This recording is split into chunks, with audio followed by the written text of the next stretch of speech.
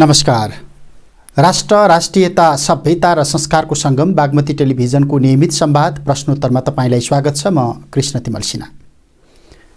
आजको यो बसाइमा हामी नेपाल सरकारले अथवा तत्कालीन संविधान सभाबाट जारी भएको संविधानले सुनिश्चित गरेका नेपालका केही मौलिक अधिकारहरू, विशेष गरी नागरिकको प्रेस तथा वाक स्वतन्त्रतासँग जोडिएका प्रश्नहरूमा राज्यले बिस्तारै अंकुश लगाइराखेको छ भन्ने एउटा गुनासो निरन्तर हरेक कालखण्डमा हरेक सरकारको पालामा उठ्दै आएको छ। र यति बेला राष्ट्रिय प्रसारण नियमावली संशोधनको सन्दर्भ सँगसँगै अनलाइन प्रसारण माध्यमहरूमाथि सरकारले अंकुश लगाउन खोजिराखेको विषय विवादमा छ। यो विषय संविधान त सही अथवा गलत, सरकार सही बाटोमा हिँडिराखेको अथवा गलत बाटोमा हिँडिराखेको, र यो सन्दर्भमा हामीले कानुनी संवैधानिक प्रश्न उठाउन मिल्ने हो कि नमिल्ने हो, र सम्बद्ध सरकारवाला निकायहरू किन बोलिराखेका छैनन्। संवाद चाहिँ पत्रकार महासङ्घसँग गर्नुपर्ने हो अथवा प्रेससँग सम्बन्धित विभिन्न सरकारवाला सङ्घ संस्थाका अगुवाहरूसँग संवाद गर्नुपर्ने हो। तर आज हामी संविधानविदसँग गरिराखेका छौँ। संविधानविद दिनेश त्रिपाठी आज हामीसँग संवादमा हुनुहुन्छ। स्वागत छ यहाँलाई। धन्यवाद। प्रसारण नियमावली संशोधनका सन्दर्भमा अहिले जे जति बहस भइराखेको छ, हुन त यो सबैभन्दा पहिले पत्रकार महासङ्घ अथवा ती र त्यस्ता निकायहरू बोलिदिएको भए, बहस गरिदिएको भए हुन्थ्यो होला। एकजना संविधानविदको आँखामा सरकारले अहिले जे गरिराखेको छ अथवा जे गर्दैछ यो सही ट्र्याकमा गइराखेको हो कि गलत ट्र्याकमा गइराखेको? अब यसमा एउटा के हो भने संविधानले नै विचार र अभिव्यक्तिको स्वतन्त्रतालाई प्रत्याभूत गरेको छ। त्यसै गरी अब सञ्चारको हक पनि संविधानले प्रत्याभूत गरेको छ, र त्यसै गरी सूचनाको हक पनि संविधानको मौलिक हकको दायराभित्र पर्छ। यो संवैधानिक प्रत्याभूतिको कन्टेक्स्टलाई विचार गर्दाखेरि अब यस किसिमको प्रसारण नियमावली आउन सक्छ कि सक्दैन भन्ने एउटा गम्भीर प्रश्न छ। किनभने संविधानले विचार र अभिव्यक्तिको स्वतन्त्रता निर्विवाद ढङ्गले ग्यारेन्टी गरिसकेपछि, सञ्चारको हक पनि स्थापित गरिसकेपछि संसारका धेरै संविधानहरूमा विचार र अभिव्यक्तिको स्वतन्त्रता भयो भने पर्याप्त हुन्छ। त्यहाँ फेरि सञ्चारको हक भने छुट्टै लेखिँदैन।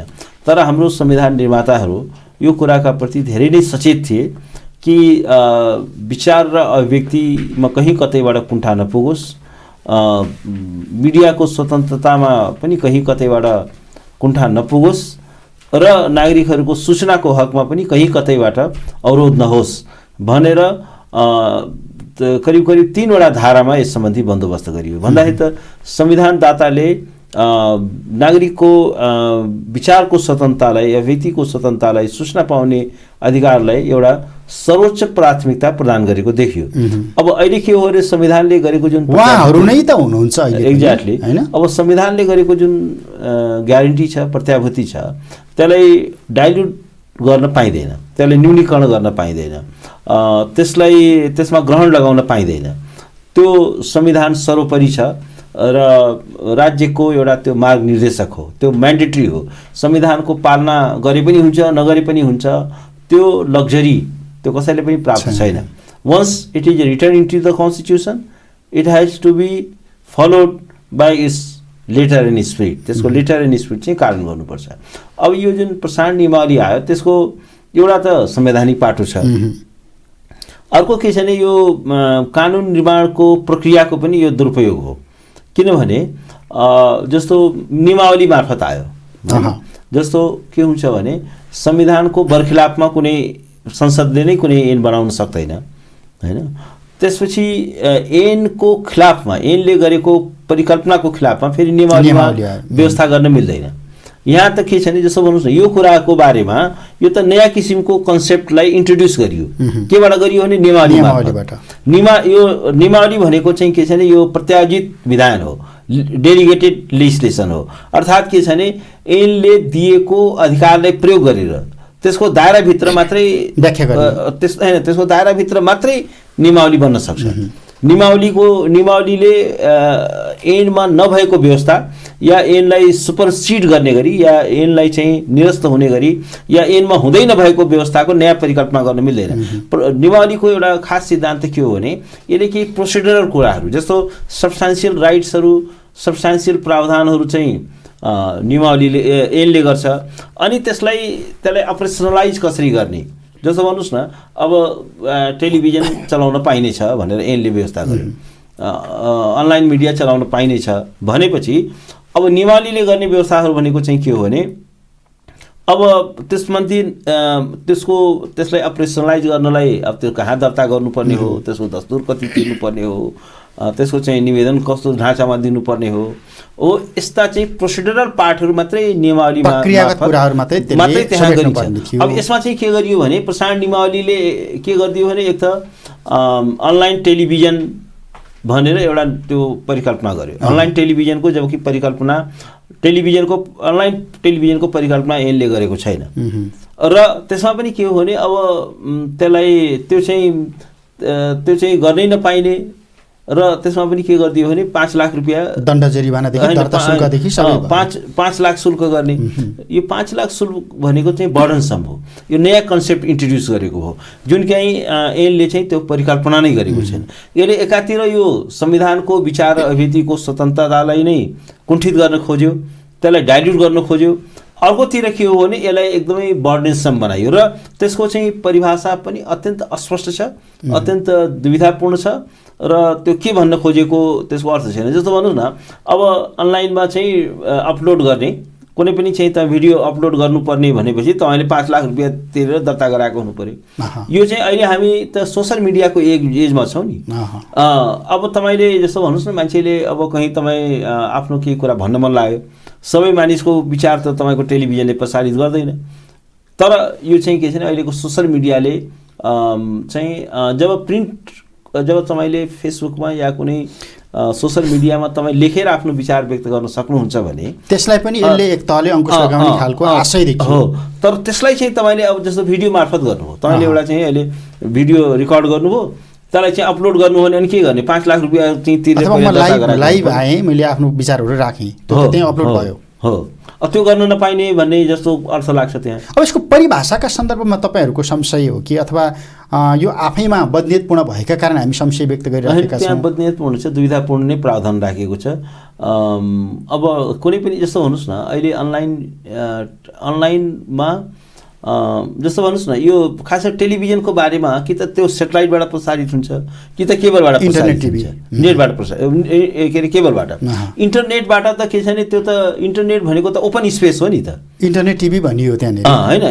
इन्टरनेट टिभी भन्न मिल्दैन नि, टिभी भनेको त कि त केबलबाट प्रसारित हुने त्यसो प्राविधिक रूपमा नै यो गम्भीर रूपमा त्रुटिपूर्ण छ क्या।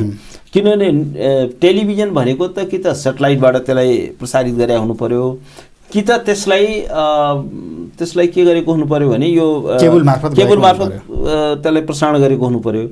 अनि नेट भनेको इन्टरनेट भनेको त के छ भने त्यो भनेको त त्यो ओपन स्पेस भयो। त्यो चाहिँ तपाईँ इन्टरनेटको जडान गर्नुभएको छ भने तपाईँले त्यसमा भिडियो पनि अपलोड गर्न पाउनुहुन्छ, आफ्नो कुनै तरिकाले विचार व्यक्त गर्न पाउनुहुन्छ, तर अपलोड डाउनलोड सबै गर्न पाउनुहुन्छ।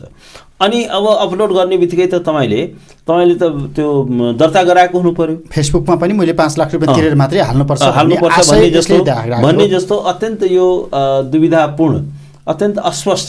हेर्नुहोस् एउटा कुरा के छ भने कानुनको एउटा आधारभूत सिद्धान्त के हो भने कि कानुन चाहिँ बोधगम्य हुनुपर्छ, स्पष्ट हुनुपर्छ। त्यसले के कुराको परिकल्पना के कुराको बन्दोबस्त गर्न खोजेको हो त्यो कुरा क्लियरली चाहिँ डिफाइन हुनुपर्छ। तपाईँ अस्पष्ट कुरा गर्नु भनेको त के हो भने त्यो त नागरिकलाई जोखिममा पार्ने। अब यहाँ तपाईँले भनेको कुरामा जस्तो इन्टरनेट टेलिभिजन अनलाइन टेलिभिजनको सन्दर्भमा इन्टरनेट टिभी भन्यो परिभाषामा, र इन्टरनेट टेलिभिजन भनेको के भन्दा इन्टरनेट मार्फत आफैले उत्पादन गरी नियमित रूपमा श्रव्य दृश्य कार्यक्रम प्रसारण गर्ने काम भनेपछि अब यो काम गर्नका लागि मैले इजाजत लिनु पर्यो, इजाजतको लागि मैले 5 लाख तिर्नु पर्यो। 5 लाख तिर्नु पर्यो हो, ऐन बोल्दैन यसमा ऐनमा जब व्यवस्थै छैन भने ऐनले यो कुराको अनलाइन टिभीको परिकल्पनै गरेको छैन, त्यसलाई चाहिँ दर्ता गर्नुपर्ने कुराको परिकल्पना गरेको छैन भने नियमावली चाहिँ कर्मचारीले नियमावली ड्राफ्ट गरेर त्यो कुरो इन्सर्ट गर्न मिल्छ, त्यो कुरो लेख्न मिल्छ जुन कुरालाई ऐनले नै परिकल्पना गरेको छैन। एउटा त कस्तो भने जस्तो भन्नुहोस् न म तपाईँले जस्तो इन्टरनेट भनेको चाहिँ के हो भने त्यसको सिद्धान्त के हो म तपाईँले भन्छु। म अब धेरै यसको टेक्निकल उसको चाहिँ म त्यति होइन यसको टेक्निकलिटी बुझ्ने, तर पनि मोटामोटी एज ए लयर हामी त्यति कुरा बुझ्छौँ। एउटा त के हो भने इन्टरनेट भनेको ओपन स्पेस हो, त्यहाँ कुनै फ्रिक्वेन्सीको कुरा छैन नि। जस्तो तपाईँले एउटा टेलिभिजन चलाउनलाई तपाईँले चाहिँ फ्रिक्वेन्सी हो, फ्रिक्वेन्सी भनेको चाहिँ त्यो चाहिँ तपाईँले शुल्क तिर्नुपर्ने हुन्छ। राज्यसँग महिना शुल्क राज्यसँग हो, तिर्नु पर्यो। त्यो फ्रिक्वेन्सी दिनु पर्यो। इन्टरनेट भनेको त ग्लोबल हो नि। अब कुनै नेपालीले अमेरिकाबाट अपलोड गर्न पाउने कि नपाउने, तपाईँले अब इन्डियाको बोर्डरबाट होइन भन्नुहोस् न, इन्टरनेट मार्फत आफैले उत्पादन गरेको श्रव्य दृश्यका लागि भने मैले जस्तो मलाई कुनै विषयमा विचार व्यक्त गर्नु मन लाग्यो, मैले आफैले चाहिँ त्यसलाई रेकर्ड गरेँ, मैले चाहिँ त्यो अपलोड गर्न पाउने हो कि नपाउने, त्यो कुरा जस्तो कि यो नियमावली पाएन होइन हो, 5 लाख रुपियाँ तिरेर दर्ता गराउनु पर्यो हो। यो भनेको चाहिँ के हो? यो भनेको चाहिँ के छ भने नागरिकको विचार र अभिव्यक्तिको स्वतन्त्रता। हेर्नुहोस्, लोकतन्त्र भनेको जहाँ निर्वाध रूपले विचारहरूले प्रतिस्पर्धा गर्न पाउनु पर्यो, विचारहरू अभिव्यक्त गर्ने मौका पाउनु पर्यो जुनसुकै च्यानलबाट। र कम्युनिकेसनको चाहिँ देयर आर भेरियस च्यानल अहिलेको एजमा। अब यो त कस्तो गरेर इन्टरनेटबाट प्रसारित हुने कुरालाई पनि एज इफ तपाईँले चाहिँ फ्रिक्वेन्सी त लिएको छैन नि, फ्रिक्वेन्सी लिए पो त्यहाँ चाहिँ दस्तुर लिन मिल्यो, त्यसलाई चाहिँ के छ भने ओपन स्पेसमा गइराखेको छ। इन्टरनेट भनेको त ओपन स्पेस हो नि। ओपन स्पेस भनेको त संसारको कहीँ पनि, जस्तो भनौँ न अहिले तपाईँले रेडियो लिनु हो भने त्यसको फ्रिक्वेन्सी लिनु पर्यो, कुन फ्रिक्वेन्सीबाट के, अनि टेलिभिजन तपाईँले लिँदाखेरि फ्रिक्वेन्सी गर्नु पर्यो। अब इन्टरनेट भनेको त तपाईँको के छ, इन्टरनेटको स्वतन्त्रताको हेर्नुहोस्, इन्टरनेटको बारेमा पनि विश्वव्यापी केही सिद्धान्तहरू छन्, केही मूल्य र मान्यताहरू छन्। इन्टरनेटलाई चाहिँ के छ भने ब्लक गर्न पाइँदैन, त्यसलाई सीमित गर्न पाइँदैन, त्यसलाई चाहिँ मोनोपोलाइज गर्न पाइँदैन, र त्यसलाई चाहिँ के छ भने त्यसमा अपलोड हुने सामग्रीहरूलाई नियन्त्रण गर्न पाइँदैन। नियन्त्रण खालि के अर्थमा भने यदि त्यो गम्भीर रूपमा आपत्तिजनक छ, त्यो संविधानले त्यो परिकल्पना गरेको छ कस्तो कस्तो स्थितिमा। तर चाहिँ के छ भने अब यो होइन, यो चाहिँ गर्नै पाइँदैन, दुरुपयोग भयो र त्यो प्रयोग मार्फत चाहिँ व्यापार व्यवसाय पनि गऱ्यो, गैर कानुनी धन्दा पनि भयो, यसलाई त नियमन गर्नै पर्ने भयो भन्ने एउटा तर्क छ नि सिंहदरबारको। अब त्यो तर्कहरू के हो भने कहिलेकाहीँ के हुन्छ भने remedy should not be worse than disease. रोग उपचार चाहिँ त्यो रोगभन्दा पनि खतरनाक हुनु भएन नि त नि। यसले के गर्छ, यसले चाहिँ के गर्छ भने एउटा लोकतान्त्रिक मूल्य र मान्यतामा नै यसको चाहिँ प्रहार भयो नि त। यसले लोकतन्त्रको एउटा अक्सिजन भनेको, लाइफ ब्लड भनेको विचार अभिव्यक्तिको स्वतन्त्रता हो, सूचनाको हक हो। सूचनाको हक बिना लोकतन्त्रको परिकल्पना गर्न सकिन्छ? विचार अभिव्यक्तिको स्वतन्त्रता बिना चाहिँ लोकतन्त्रको परिकल्पना गर्न सकिन्छ? एउटा हरेक नागरिकले आफ्नो विचार प्रवाह गर्ने त्यो उसको स्वतन्त्रता हो, अनि त्यो बिना लोकतन्त्रको परिकल्पना गर्न सकिन्छ? संविधानको बेसिक मूल्य र मान्यता त्यो हो। अब अहिले आएर तपाईँले होइन यो त तपाईँले भिडियो गर्यो कि 5 लाख रुपियाँ तिर्नुहोस्, एउटा आम नागरिकले कहाँबाट 5 लाख रुपियाँ तिर्छ र कहाँबाट त्यो दर्ता गराउँछ, कहाँबाट त्यो चाहिँ रिन्यू गराउँछ भन्दाखेरि यो के हो भने यो अत्यन्त अस्पष्ट प्रावधानहरू राखेर, त्यो पनि वेल डिफाइन्ड छैन, कस्तोलाई कभर गर्छ के गर्छ त्यो पनि छैन। पहिलो कुरा त के हो भने यो डेलिगेटेड लेजिस्लेसनको त्यो मूल्य र मान्यताकै खिलाफमा छ। यो चाहिँ अधीनस्थ विधान हो, अर्थात् चाहिँ के छ भने प्रत्यायोजित विधान अन्तर्गत गरिएको जुन कुरा पार्लियामेन्टले परिकल्पना गरेको छैन, त्यो चाहिँ के छ भने सञ्चार मन्त्रालयको कर्मचारीले त्यो परिकल्पना गर्दैन, त्यो शाखा अधिकृतले परिकल्पना गर्न सक्दैन, त्यो पार्लियामेन्टले दिएको अथोरिटीभन्दा बाहिर गएर नियमावली बन्न सक्दैन। पार्लियामेन्टले दिएको 4 कर्नरभित्र, त्यसको चौहदीभित्र मात्रै रहेर र प्रक्रियात्मक नियमावलीको पनि के छ भने सर्टेन प्रिन्सिपल्सहरू छन् क्या।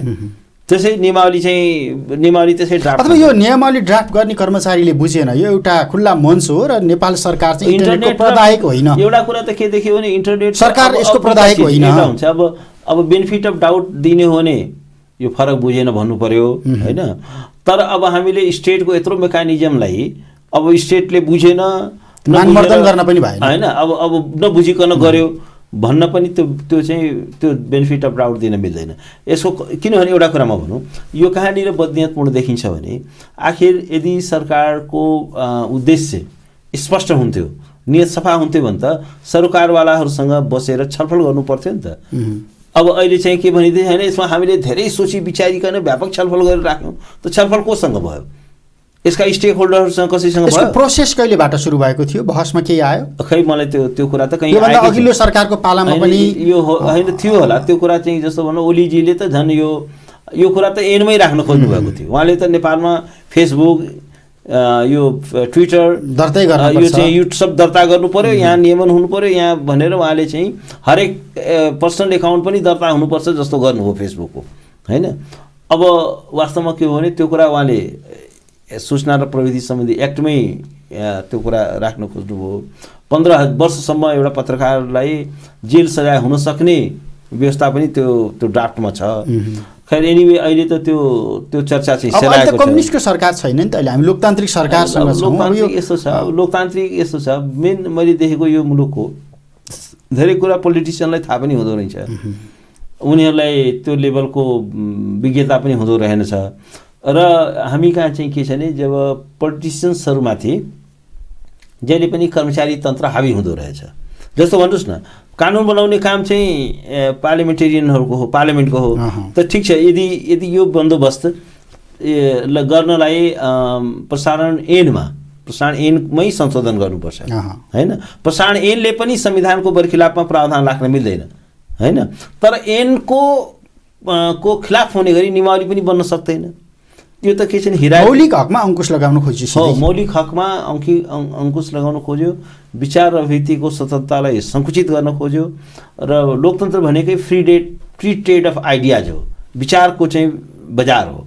विचारहरूले चाहिँ स्वतन्त्र रूपमा प्रतिस्पर्धा गर्न पाउनु पर्यो र भेरियस च्यानलबाट नागरिकका आफ्ना विचारहरूले अभिव्यक्त गर्ने कुनै पनि च्यानललाई ब्लक गर्न पाइएन, कुनै पनि। जस्तो भन्नुहोस् न, औपचारिक मिडिया एउटा छ, होइन। अहिले कस्तो म देखिरहेको छु भने अहिले एउटा त औपचारिक मिडिया छ, तपाईँहरूको जस्तो टेलिभिजन होला, अरूको रेडियो अखबार होला, रेडियो होला, प्रिन्ट मिडिया होला। तर एउटा कुरा के छ भने यो औपचारिक मिडिया भन्दा अहिलेको दुनियाँमा अनौपचारिक मिडिया संचार, यो चाहिँ सोसल मिडिया, अनौपचारिक मिडियाहरू पावरफुल हुँदै गइरहेको छ। त्यसको सबभन्दा ठुलो कारण के छ भने आखिर जति नै तपाईँहरूले आफूलाई विस्तारित गर्नुभयो भने पनि अब सबैको विचारलाई त तपाईँले स्थान दिन गाह्रो हुन्छ, लिमिटेड टाइम छ, होइन। तपाईँहरूको उ छ।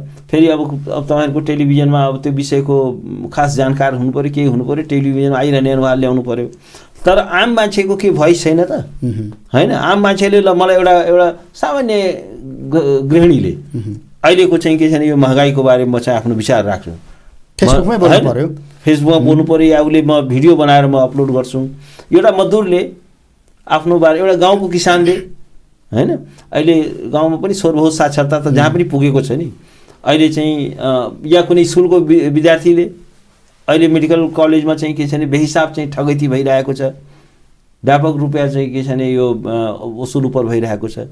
त्यो कुराहरूले म उजागर गर्छु भनेर त्यो कुरा राख्न पाउने कि नपाउने, होइन।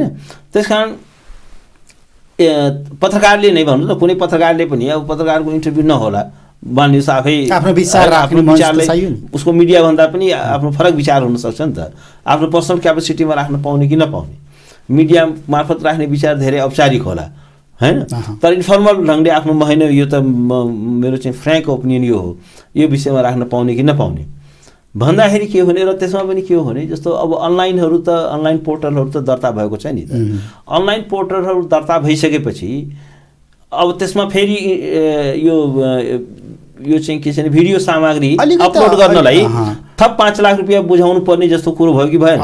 जस्तो होइन नियमित भिडियो भन्नु पर्यो, नियमित के अब हरेक जस्तो भन्नुहोस् न, अलिकति मैले त देखेको, अलिकति मैले पढ्ने गरेको जति पनि अनलाइन मिडियाहरू छन् सबैमा करिब भिडियो राखिरहेको हुन्छ, इन्टरभ्यू राखिरहेको हुन्छ, होइन। चाहे त्यो सेतो पार्टी होस्, रातो पार्टी होस्, देश सञ्चार होस्, होइन, अनलाइन खबर सबैमा आखिर राखिरहेको हुन्छ नि त, भिडियो कन्टेन्ट लगभग सबैले हुन्छ नि। र इभेन तपाईँको के छ भने जस्तो भन्नुहोस् न, कान्तिपुर यिनीहरू जुन प्रिन्ट मिडिया छन् उनीहरूको आफ्नो टेलिभिजनमा आउने त छँदैछ, तर आफ्नो त्यो न्युज पोर्टलको त्यसको वेब पेजमा पनि त छुट्टै भिडियो सामग्री राखेको हुन्छ नि। तिनीहरूले थप दर्ता गर्नुपर्ने हो कि यसको के मिनिङ हो? स्पष्ट भएन। थप दर्ता गरेर फेरि 5 लाख रुपियाँ त्यसो पनि तिर्नुपर्ने हो यो चाहिँ तपाईँको या चाहिँ अब गर्नै नपाउने, त्यो चाहिँ पुरै बन्दै अहिले नेपालमा एउटा व्हिम चलेको छ नि सोसाइटीमा, फेसबुकको एउटा सर्टेन टाइममा हरेक दिन लाइभ आउने, अथवा पर्सनल ब्लगमा हरेक दिन लाइभ आउने, अथवा टिकटकमा लाइभ बस्ने, अथवा टिकटकमा नियमित रूपमा विचार प्रयोग गर्ने, सम्प्रेषण गर्ने। अब यी प्लेटफर्महरू चाहिँ दर्ता हुनु पर्यो, होइन। यो आशय चाहिँ त्यही, अब त्यही भन्नु खोजेको त्यही हो। 5 लाख रुपियाँ तिरेर मात्रै तिमी टिकटक चलाउ गर्न पाउँछौ भन्ने भयो, नभए त्यो गैर कानुनी भयो, कारवाही गरिदिन सक्ने भयो, होइन। आखिर कानुन बनिसकेपछि त कानुनमा त्यो बन्दोबस्त भइसकेपछि त्यो त राज्यले त्यसलाई इम्प्लिमेन्ट पनि गर्नु पऱ्यो नि त। इम्प्लिमेन्ट गर्दाखेरिको सिचुएसन परिकल्पना गर्नुहोस् त, सैकडौँको सङ्ख्यामा अनलाइनहरू छन्, हजारौँको सङ्ख्यामा अनलाइन छन्, जम्मैले इभन स्थापित अनलाइनहरूले पनि राखिरहेको छ। उनीहरूको त सबै गैर कानुनी भयो नि त। उनीहरूले त्यो भिडियो इन्टरभ्यू राखेको, अब हामीले पनि कतिवटा त्यो अनलाइन त्यो उसमा दिएको छौँ। जस्तो भन्नुहोस् न, अब रातो पार्टीले नै कतिचोटि ल्याएको छ, मेरो थुप्रो मिडियाले ल्याएको छ, अनि त्यो भिडियो त्यसमा राखेको छ होइन। अब पाइएन, अब त्यो भनेको त हाम्रो पैसा तिरेको हुनु पऱ्यो, त्यो दर्ता हुनु पऱ्यो। कसैले हाम्रो शिलापत्रले लिए त्यसलाई अब सोध्नु पऱ्यो कि तिम्रो दर्ता छ कि छैन, यसमा भिडियो गर्नलाई दर्ता ल्याएको छ कि छैन भनेर सोध्नु पऱ्यो नि त। भन्दाखेरि त अब यो चाहिँ के छ भने एकदमै नियन्त्रणमुखी भयो। यो नियमन होइन कि नियन्त्रण भयो क्या। सरकारले गर्न चाहिँ के सक्थ्यो? जस्तो युट्युबहरूको पनि व्यापक दुरुपयोग भएको छ, अनलाइनहरूको पनि व्यापक दुरुपयोग भइराखेको छ। हामी सोसियल साइटहरू हेऱ्यौँ भने फेसबुकमा पनि त्यही खालका कन्टेन्टहरू बेला बखतमा आइराखेका हुन्छन्। त्यसलाई चाहिँ कसरी नियन्त्रण गर्ने? एउटा समस्या त त्यो हो नि। अब यस्तो छ, दुरुपयोगलाई रोक्ने चाहिँ विभिन्न बाटाहरू छन्। जस्तो भन्नुहोस् न, कसैले कसैको अब कुनै जस्तो संविधानले नै परिकल्पना गरेको छ नि, विचार र अभिव्यक्तिको स्वतन्त्रता छ, तर यो ग्राउन्डमा विचार र अभिव्यक्तिको स्वतन्त्रतामा चाहिँ मुनासिब प्रतिबन्ध लाग्न सक्छ होइन। मुलुकको नेसनको इन्ट्रेस्टको एगेन्स्टमा गर्नु भएन, अश्लील कुराहरू गर्नु भएन, त्यो सभ्य हुनु पऱ्यो, सुसंस्कृत हुनु पऱ्यो, जात जातिको बिचको चाहिँ के छ भने सम्बन्धलाई खलल पार्ने हुनु भएन होइन। नेसनको चाहिँ इन्टिग्रिटीमाथि प्रश्न उठाउनु भएन। पब्लिक डिसेन्सी भनेको यथाभावी कुरा जुन आइरहेको हुन्छ नि, सार्वजनिक शिष्टता र सदाचारको विरुद्धका कुराहरू हो, यस्ता कुरालाई चाहिँ राज्यले नियमन गर्न सक्छ। तर चाहिँ के हो भने त्यो स्पेसिफिक हुनु पऱ्यो नि। यसले आजको मितिमा यो चाहिँ संविधान या कानुनको बरखिलाफमा यो चाहिँ सामग्री चाहिँ त्यसले पोस्ट गर्यो, त्यसलाई तदनुरूप चाहिँ के छ भने कारबाहीको दायरामा ल्याउनु पऱ्यो। तर अब वान साइड ब्ल्याङ्केट उ त गर्न पाइएन नि, ब्ल्याङ्केट ब्यान त गर्न पाइएन नि, कसैले पनि गर्नै पाउँदैन भन्न त पाइएन नि। त्यस कारण के छ भने आखिर प्रेस काउन्सिल छ होइन, अनलाइन मिडियाहरू पनि त आखिर रजिस्टर्ड त छन् नि, त त्यसमा प्रेस काउन्सिल छैन। प्रेस काउन्सिलले सचेत गर्ने कारबाही गर्ने गरिरहेको होइन, भन्नुहोस् न, त्यो गरिरहेको छ नि त। अनि अब कुनै एउटा व्यक्तिलाई असर पर्ने कुरा छ भने त्यो सम्बन्धित व्यक्तिले पनि अब यो गाली बेइज्जतीको मुद्दा हाल्न सक्ने हो, कसैको चरित्र हत्या गर्ने कुराहरू यदि त्यसको उपचार गर्ने निकायहरू चलिराखेको छ, त्यसको कानुनहरू छ नि, प्रेस काउन्सिल छ, व्यक्ति आफैले पनि मुद्दा हाल्न सक्छ। अब साइबर क्राइम पनि छ, जथाभावी एकदम अश्लील कन्टेन्टहरू यदि त्यहाँ चाहिँ पोस्ट गरिएको छ, कसैलाई हैरानी दिएको छ भन्दाखेरि त्यो कानुनी बन्दोबस्तै नभएको त होइन नि त। तर हाम्रो प्रवृत्ति कस्तो हुन्छ भने एकैचोटि हामीले जस्तो भन्नुहोस् न, यो घरमा बिजुली जडान गर्नुभएको छ भने मान्छे करेन्ट पनि त लाग्न सक्छ नि त। अब करेन्ट लाग्छ भनेर अनि के बिजुली नै नल्याउने घरमा? कसैले यो भन्ला मैनबत्ती बाल्दा पनि त आगो लाग्छ होइन, कसैले भन्ला होइन यो ग्यास चुलो गर्नु हुँदैन, यो त पड्किन्छ।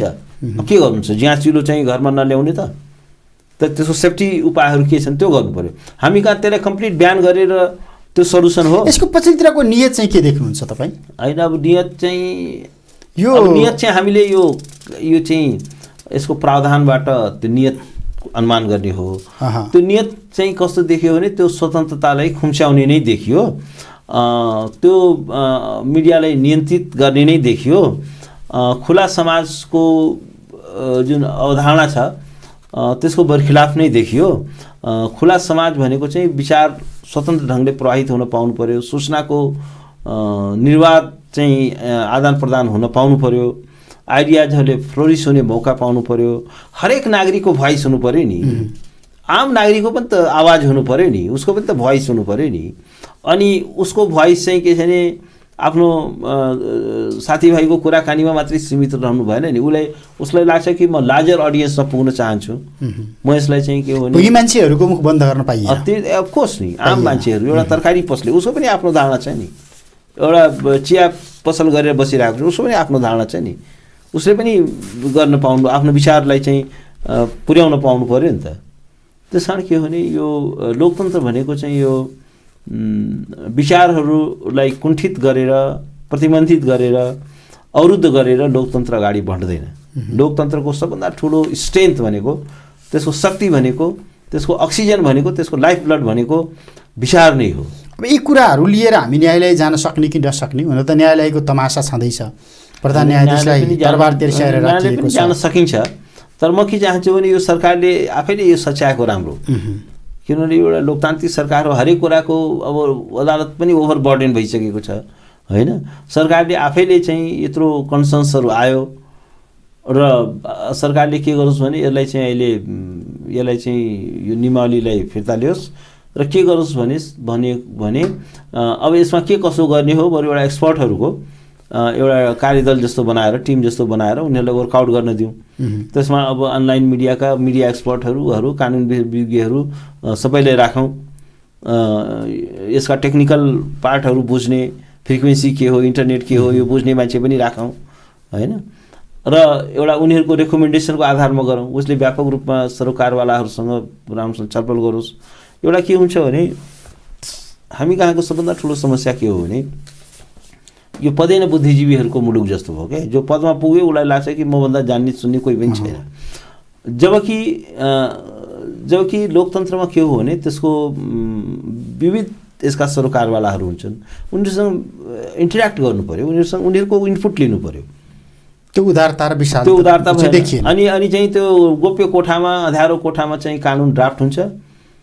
अब यो त खैर कानुन यो त पार्लियामेन्टमा पनि पेश भएन, तर त्यहाँ चाहिँ के हो भने यो कुरा जस्तो भनौँ सार्वजनिक भएपछि मात्रै पत्रकारले थाहा पायो नि। पहिला त कसैले सुन्नु पनि पाएको थियो, बहसमै आएन नि। यसको बारेमा एउटा चाहिँ यो चाहिँ कानुन ल मेकिङ प्रोसेस भनेको एउटा सेक्रेटिभ प्रोसेस होइन नि, गुपचुपमा गर्ने प्रक्रिया होइन नि, यो त ओपन प्रोसेस हो नि। किनभने यदि कानुन आम नागरिकको लागि हो भने आम नागरिकले त्यो कानुनलाई राम्रोसँग बुझेको पनि हुनु पर्यो, सरोकारवालाले पनि बुझ्नु पर्यो, र त्यसपछि चाहिँ के छ भने त्यो चाहिँ एउटा ओपन हुनु पर्यो, त्यो प्रेडिक्टेबल हुनु पर्यो। र जस्तो भन्नुहोस् न, अब यसमै चाहिँ के भन्न खोजेको हो त्यो नै स्पष्ट छैन। इन्टरनेट टेलिभिजनको अर्थ अनलाइन टेलिभिजनको अर्थ इन्टरनेट वास्तवमा टेलिभिजन भनेको इन्टरनेट हुँदैन। त्यो नै एउटा कन्सेप्चुअलिटी चाहिँ रङ। इन्टरनेट भनेको चाहिँ के छ भने त्यो एउटा त्यसको बारेमा पनि वर्ड त्यो स्पष्ट भयो। इन्टरनेट टेलिभिजन भनेको अनलाइन टेलिभिजन भनियो, तर इन्टरनेट मार्फत अपलोड गर्ने भिडियोहरू भनियो। फेरि इन्टरनेट मार्फत अपलोड हुने भिडियो फेसबुक पनि जोडियो, टिकटक पनि जोडियो, युट्युब पनि जोडियो, तर इन्टरनेट टेलिभिजन भन्दा अनलाइन टेलिभिजन भनियो। टेलिभिजनमै आउने कन्टेन्टको कुरा गरिराखिएको छ अथवा कुनै सामाजिक सञ्जालमा आउने कन्टेन्टको कुरा गरिराखिएको छ भन्ने सन्दर्भै क्लियर भएन। त्यो पनि स्पष्ट भएन। एउटा के हुन्छ भने जहाँ कानुनहरू क्लियर हुँदैन, क्रिस्टल क्लियर हुँदैन, स्पष्ट हुँदैन, त्यहाँ चाहिँ त्यसको दुरुपयोगको चाहिँ खतरा रहन्छ। त्यसको सेलेक्टिभ युज हुन्छ। आफूलाई मन पर्यो भने विरोधी जस्तो भने त्यसको विरुद्धमा प्रयोग हुन्छ।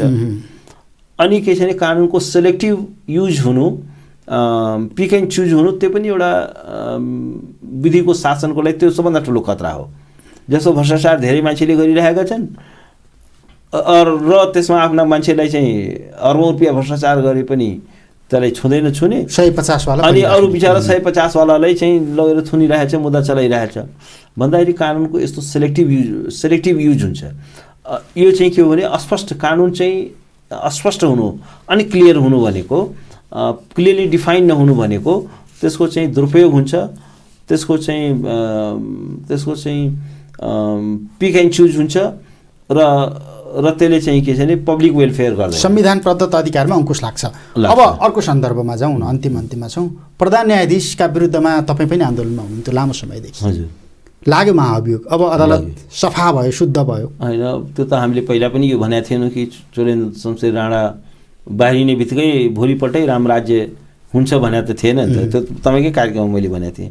तर एउटा कुरा के छ भने चोलेन्द्र शमशेर राणा नेपालको न्यायपालिकाको सुधारको दिशामा सबैभन्दा ठुलो रोड ब्लक उहाँ आफै हुनुहुन्छ। उहाँले यो प्रोसेसलाई ब्लक गरेर राख्नुभएको छ। यसलाई चाहिँ उहाँले हाइजेक गर्नुभएको छ। जुडिसियरीको जुन पवित्रता हो, न्यायको मन्दिरको जुन पवित्रतालाई उहाँले प्रदर्शित गर्नुभएको छ, दूषित गर्नुभएको छ। अब उहाँ माथि अभियोग दर्ता भएको छ, उहाँ निलम्बनमा पर्नुभएको छ। त्यो भएपछि केस के हो भने अब सुधारको प्रक्रियाको सहजीकरण भएको छ। अब यो प्रोसेस एउटा पात्रको मात्रै विधायी भनेको तपाईँको सिंहको प्रवृत्तिको अन्त्य हो। एउटा पात्र भन्दा पनि कस्तो हुन्छ भने एउटा व्यक्ति छ त्यो जुडिसियरीको हेड हो होइन, उसले सुधारै हुन दिँदैन, नयाँ चाहिँ के छ भने ट्रान्सपरेन्ट मेजर्सहरूलाई इन्ट्रोड्युस नै हुन दिँदैन।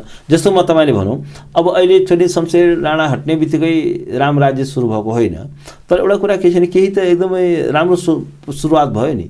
जस्तो एउटा के भयो भने गोला प्रथा हुने बित्तिकै त जुडिसियल करेप्सन त धेरै हदसम्म कन्ट्रोल भयो नि, किनभने यहाँ त सेटिङको बेन्च हुन्थ्यो, सेटिङको जिल्लादेखि सर्वोच्चसम्म त्यो सेटिङ प्रणाली थियो, गिरोह प्रथा थियो, न्यायाधीश नभएर गिरोह जस्ता थिए र चुनिन्दको गुटका जुन न्यायाधीशहरू थिए उनीहरूलाई चाहिँ के छ भने आर्थिक आम्दानी हुन सक्ने मुद्दाहरू उनीहरूलाई दिन्थ्यो, घुस आउने पैसा आउने मुद्दा उनीहरूलाई दिन्थ्यो। चलखेल हुन सक्ने ठाउँ जस्तो भन्नुहोस् न, अब अफकोर्स जुम्लाको अदालतभन्दा त काठमाडौँको जिल्ला अदालतमा बढी मुद्दाहरू छ। जुम्लामा त अब खासै चाहिँ के छ भने अब घुसै खाने हो भने पनि धेरै ठाउँ छैन। अब काठमाडौँमा र पाटन जस्तो ठाउँमा, विराटनगर जस्तो ठाउँमा घुसको चाहिँ अत्यधिक सम्भावना छ। त आफ्ना खास मान्छेहरूलाई चाहिँ उहाँले त्यो गर्नुहुन्थ्यो, त्यसमा चाहिँ के छ भने अदालतै ठेकामा दिनुहुन्थ्यो। ल यहाँ यो विशेष अदालतको मुख्य न्यायाधीश तपाईँ वर्षको यति करोड तपाईँले बुझाउनुहोस्, म यहाँ सरुवा गरिदिन्छु। जिल्ला अदालत काठमाडौँमा ल वर्षको यति पैसा बुझाएपछि यहाँ सरुवा हुन्छ। त्यो खालको सेटिङ गर्नु हो। अनि उहाँले भनेको प्रमाणित भएन भने के हुन्छ? अब तपाईँ महाभियोगको प्रक्रियामा गइसक्नु भएको छ, महाभियोग किनार लागेन भने त उहाँ फेरि फर्केर आउने होला। सिफारिस समिति गठन भएको छ, त्यसले आफ्नो कार्य सञ्चालन गर्ला। त्यसले चाहिँ प्रमाणित त के आखिर यो त के हो भने सबै प्रमाणहरू त आएकै छ नि, सबै किता नम्बर समेत यो किता नम्बर फलानाको नाममा यो मितिमा ट्रान्सफर हो भन्ने छँदैछ नि। उहाँले हेरिरहेको मुद्दाको त्यो मुद्दावालको सम्पत्ति उहाँको आफ्नो आफन्तको नाममा त आएकै छ नि। त्यो कुरा त सप्रमाण मिडियामा आएको छ, त्यस कारण प्रमाणहरू प्रशस्त छ। त्यो सम्पत्तिमा अझै छानबिनहरू हुनुपर्छ, उहाँको नजिकका सबै नातेदारहरूको शुद्धिकरणले गरिराखेको प्रक्रिया हो, गरिरहेको चाहिँ भन्छ। खै त्यसपछि केही न्युज आएन, केही थाहा भएन। तर एनिवे अनुसन्धानको एउटा क्रेडिबल रिपोर्ट आओस् र सिफारिस समितिले पनि त्यो सारा कुराहरूलाई सङ्कलन गरोस्। र त्यसपछि मलाई के लाग्छ भने उहाँले गरेको जुन व्यापक भ्रष्टाचार छ अब त्यो यति जगजाहिर भइसकेको छ कि त्यसलाई छेक्नु भनेको त्यो सूर्यलाई हत्केला देखाउनु हो। अब यी कुराहरू एउटा प्रक्रियामा गएको छ र नैतिकताको कुरा अथवा त्यो प्रक्रिया टुङ्गिने कुरामा गएर चोलेन्द्रको यो अध्याय समाप्त होला। ल प्रक्रिया पुगेन, महाभियोग पारित भएन, अनुमोदन भएन, त्यस पछाडि चोलेन्द्र शमशेर अदालतमा फर्किन मिल्छ कि मिल्दैन? नैतिकताको पाटो छोडिदिनुहोस् है। अब यस्तो छ टेक्निकली, अब तर यस्तो छ अब यसमा जुन जजेजहरू छन् सुप्रिम कोर्टका जजेजहरूको उहाँहरूले चाहिँ यदि चोलेन्द्र शमशेर राणासँग हामी चाहिँ बेन्च सेयर गर्दैनौँ भनेर उहाँहरूले पहिल्यैदेखि भनेको छ र त्यो कारणले उहाँले महिनौसम्म उहाँले मुद्दा हेर्न पाउनु भएन। बारले पनि कुनै पनि वकिल उहाँको इजलासमा गएन बहस गर्न होइन। त्यस निम्ति अहिले पनि बार एसोसिएसनले त्यो कुरालाई रेखाङ्कित गरेको छ कि महाभियोगको प्रस्तावको जेसुकै परिणाम होस् तर चोलेन्द्रलाई एज ए जज, एज ए चिफ जस्टिस हामी स्वीकार गर्दैनौँ भनेपछि त उहाँको बाटो त बन्द भइसक्यो नि। नैतिकताको बाटो कुराहरुमा त टेक्निकल कुरा सोधिराखेको छैन। भोलि व्यावहारिक रूपमा उहाँ आउनु भयो भनेदेखि उहाँ सर्वोच्च अदालतमा आउनु भयो, फर्किनु भयो। तर जसरी उहाँले महिनौसम्म मुद्दा हेर्न पाउनु भएको थिएन, उहाँको इजलासमा कसैले बहस गरेको थिएन, त्यो तथ्य त ज्यूका त्यो रहन्छ। तर मलाई के लाग्छ भने उहाँको विरुद्धको महाभियोग पास हुन्छ, किनभने कुनै पनि राजनीतिक दलको लागि त्यो एकदमै गम्भीर रूपमा प्रतिपादक हुन्छ। किनभने उहाँको जुन भ्रष्टाचारको कुराहरू यत्रो जगजाहिर भइसकेपछि चोलेन्द्रलाई काँध थाप्दाखेरि त्यो सम्बन्धित काँध थाप्ने राजनीतिक दलले गम्भीर राजनीतिक परिणाम त्यसको चुकाउनु पर्ने हुन्छ। त्यो सम्भव छैन। त्यो चाहिँ राजनीतिक रूपमा धेरै प्रक्रिया टुङ्गिन्छ, धेरै कस्टली हुन्छ। त्यसकारण के छ भने यो महाभियोग चाहिँ पास हुन्छ भन्ने कुरा र उहाँ दण्डित हुनुहुन्छ र उहाँ चाहिँ संवैधानिक प्रक्रिया मार्फत चाहिँ उहाँ बाहिरिनुहुन्छ। त्यसपछि उहाँमाथि अरू छानबिनका प्रक्रियाहरू, त्यसपछि छानबिनको अरू प्रक्रियाहरू, अकुत सम्पत्तिको कुराहरू छ, त्यो कुराहरू पनि उहाँमाथि छानबिन हुनुपर्छ भन्ने मान्यता राख्दछु म। हुन्छ, समय र संवादका लागि धन्यवाद। धन्यवाद, मलाई निम्त्याउनुभयो, विचार राख्ने मौका दिनुभयो, धेरै धन्यवाद। वरिष्ठ अधिवक्ता संविधानविद दिनेश त्रिपाठी, विशेष गरी सरकारले अहिले पछिल्लो समयमा राष्ट्रिय प्रसारण नियमावली जुन रूपमा अगाडि बढाएको छन्, ऐन विपरीत, संविधान विपरीत र व्यक्तिको मौलिक हकसँग जोडिएको र प्रतिकूल सरोकार राख्ने यो विषयमा सरकारवाला पक्षसँग छलफल नै नगरी जुन रूपमा यो नियमावली आयो, यसले अङ्कुश लगाउन खोजेका आयामहरू के कस्ता छन् र यसले समग्र नेपालको प्रेस तथा वाक स्वतन्त्रताको अध्यायमा कस्ता कस्ता धक्का दिन सक्छ, दखल दिन सक्छ अथवा भोलिका दिनमा अवरोध आइलाग्न सक्छ र यसका विरुद्धमा सरकारवाला किन बोलिराखेका छैनन्, संविधान र कानुनका हिसाबबाट प्रश्न उठाउन मिल्छ कि मिल्दैन, सँगसँगै प्रधान न्यायाधीश चोलेन्द्र शमशेर जबराका विरुद्धमा प्रतिनिधि सभामा दर्ता भएको महाभियोग प्रस्तावको सन्दर्भ। समय र संवादका लागि दिनेश त्रिपाठीलाई फेरि पनि धन्यवाद दिन्छु। बागमती टेलिभिजन हेर्दै रहनुहोला। नमस्ते।